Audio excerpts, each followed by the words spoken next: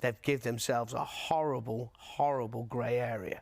Well, it's unusual for the stewards to do that. Normally, they would come down, the rule book says this is what we have to do. They've used discretion now. There is no question that James has eased down. You know, me personally watching it, there's no question he's eased down. So he hasn't eased down, he's stopped riding. He stopped riding.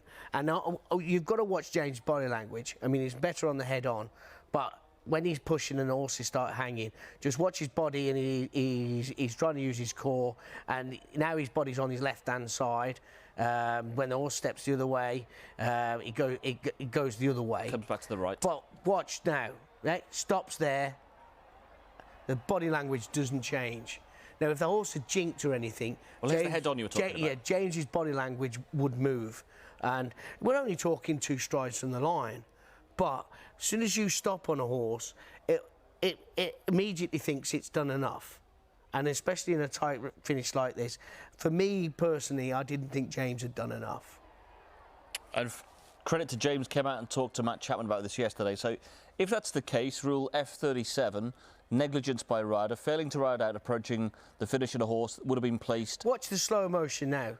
Right, it's got to be a neck up there. Sit still, sit still. Now, there's nothing I've seen on the head-on or whatever of James trying to straighten that horse up. And to keep a horse straight, you're better off pushing it than you are sitting with it. You know, especially when you're coming up to the line as close as that. So what would you, if you were the stewards, would you have called that negligence, in which case not being placed first for failing to ride out approaching the line, he'd have got 28 days? Yeah. That warranted 28 days. It doesn't warrant 28 days, but that's what they start at. Unfortunately, that's what they start at. But would you not? Is it not more looking at failing to take all reasonable permissible measures for in that he failed to ride out? So when you watch that, and I've said what I've said, yeah. Right, and he stopped riding, and it looks like he's a head or a neck up. He stopped riding. Horse has a look. Loses the race. Now, I don't get what people aren't understanding about a jockey dropping hands. For me, the jockey dropped hands. I'll admit it later in the day. The minimum they can give him is 28 days. But surely he did that with mitigation because he became unbalanced. It's not like he's got to the front and thought, I've won this. Where did he come unbalanced? James Doyle's telling us he's come unbalanced, but when I'm watching it, the horse hasn't come unbalanced. I've watched horses for 35 years, and I'm telling you now that he's made a mistake. But if he feels that it's unbalanced, we're not on board, so you've got to take what he's saying on trust. Well, look, you've got to take it on trust. I'm looking at body language, and James's body language wasn't, oh, those horses ducking.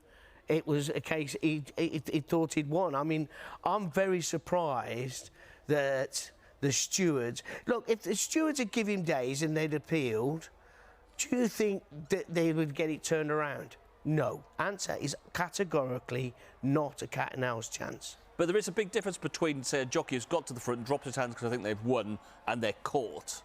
That is yeah, but if you're in a tight finish, right? If you're in a tight finish and your horse is starting to go left or jinking, would you stop riding 2 strides to the line, or would you ride through the line? That's the only way to look at it, and you would ride through the line. You wouldn't say, oh, I'm going to stop riding here because it feels a little bit unbalanced. You've got more chance of getting it balanced by getting the horse going forward. I'm sorry that, I think the stewards have got this horribly wrong, and they've given themselves a horrible grey area. But say if you're driving the car and you feel a wheel wobble, you don't then go faster to make sure, you ease off, don't you? Which is what he's done. No. How can you compare driving a car to riding a racehorse at 2 strides from the line? Well, I'm just saying, if that's what he's felt... Anyway, this is what the stewards had to say. Look, I understand what you're saying, but it's no relevance, really, to, the situation we're looking at. Go on. Well, they say James Doyle, the rider of No Retreat, placed second, had appeared to stop riding shortly before the winning post.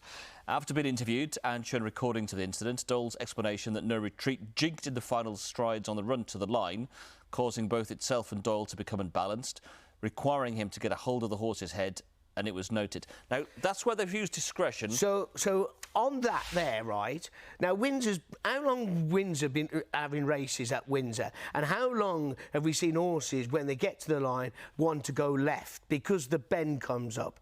Now, unless Windsor move the winning post another 100 yards further down the track, then that rule and what they've done is a massive grey area, and they need to sort it out, because we can't sit here and doing our jobs trying to defend what the stewards did last night. No, and I think they've got it wrong in the sense that if James has come out and said what he said, we take that on trust. I don't think it comes down as negligence. It comes down to taking or failing to take all reasonable and permissible measures, in which case, for a first-place finish that you've lost, is a first offence is 10 days. It surely should be 10, not 28. You're just too nice.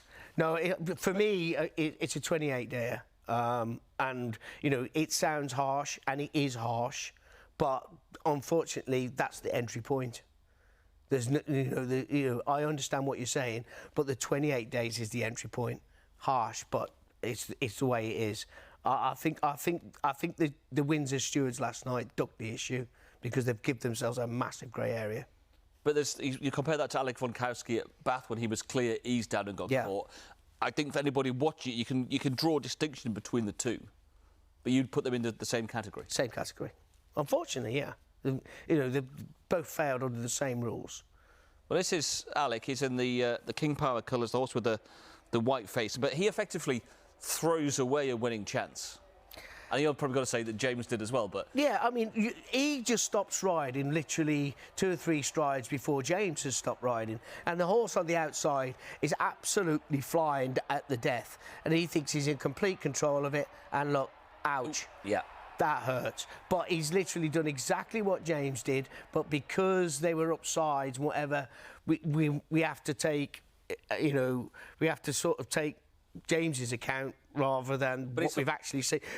No retreat didn't move around. On situations like this, I don't think jockeys should be in the stewards' room.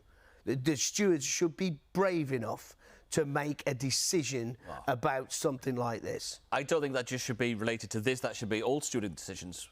Agreed. They've got all the angles, you can watch it and see. Agreed, and they should be professional enough to know the rules and what's been applied, and then the jockey has the right to appeal or whatever. But there we go. But I totally agree. The whole thing needs updated. The fact you've got these 2 guys and they're calling... You wouldn't sit here and call me Mr. Kelly and I wouldn't call you Mr. Saunders. It's antiquated and way outdated. Yes.